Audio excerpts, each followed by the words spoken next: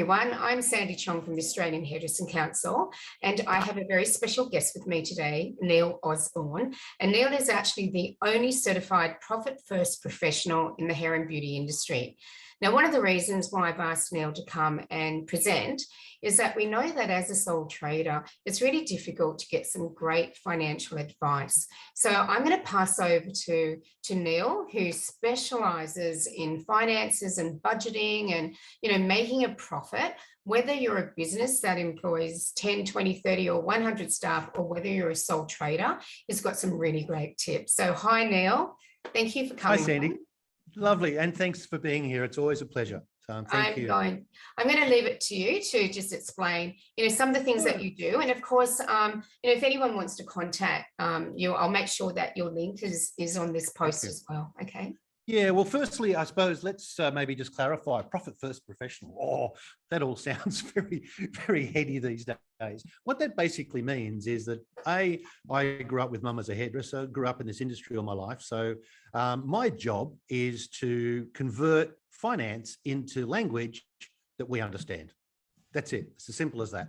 I understand the finance side, but I also understand the hairdressing world. So my job is just transfer that over and let's talk a language that we all understand, okay? Because if you're like me, when I first started out, I used to look at the accountant and my eyes used to roll. And it was like, why is it that things just don't marry up? So I'm going to start the journey of explaining all that to you. However, I must always say, as a professional, this does not constitute professional advice, as in professional financial advice. You must always seek your own independent professional advice when considering any significant change to your business. But let's talk about being a sole trader. That's where we want to jump in today. Most sole traders I talk to, and they say, well, what should I do? I say, well, the first thing you need to do is separate your business income and your personal income. And they go, why? It all ends up the same at the end. Well, I hate to tell you, but no, it doesn't. And this is the one area that I really feel is probably, if you were to come to me and say, what's the most important single thing I could do, this would probably be it. And what I mean by that is this: you need to separate your business and your bank accounts and the way you record information from your business and your personal expenses. They need to be run separately. Why? Well, there's a very famous saying by a guy called Peter Drucker, and he says, if you can't measure it, you can't manage it. So what does that really mean? Well, unless you can actually sit down and look at what your numbers are about your business and whether you're making money or whether you're losing money or whether you've got a hole in the sieve somewhere, how can you fix it? See, the first thing Google Maps asks us when we want to go somewhere is, where are you?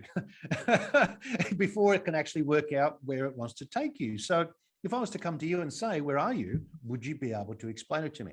Most people can't. So how do I fix this up? Well, first thing you do is you go and open a bank account, preferably within your same bank. It's not a problem. And you just call that. And by the way, I always use Jenny. So I hope you don't mind, Jenny, if you're listening. Jenny's Hairdressing Salon. And that's your business account. So all your FPOS, all your income, all money connected to your business goes into that account, not into your personal account. Okay. And that's the place that you need to start. Then you can start to then set up your expenses, and then you can start to look at whether you're profitable or not. But look, I don't want to really overcomplicate it. The most important thing is, when you go out and buy stock on your credit card, don't use your personal card. Get another credit card and have written on that. I used to, in the old days, you get a texture and put a big B on it, business. That's the only one I can use for business. Oh, and by the way, you can't go and buy dresses and skirts and other things on special with that card. Separate. And now, if you start to do this, something will start to happen that will really surprise you. Firstly, you'll start to actually have a real clarity and peace of mind about what your business is doing, regardless of what level it's at, day a week or full-time, or as Sandy said, with employees.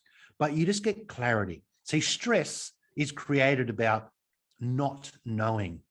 When we know, the stress dissipates. Think about that. Ponder that. Because if you're feeling stressful about your numbers, this simple technique is the easiest way to sort it out. And then any bills that need to be paid come out of that business account. Oh, and by the way, so do your wages, and you transfer across into your personal account on a weekly or monthly basis, whatever you do, a certain amount that becomes your wages. Now, that figure should be comparable to what you would be paid if you were doing the job that you were doing, just to give you a bit of a benchmark. But, again, we can talk about that further. Biggest job I want you to think about: separation gives clarity. Clarity reduces stress. Reduce stress, you will make money.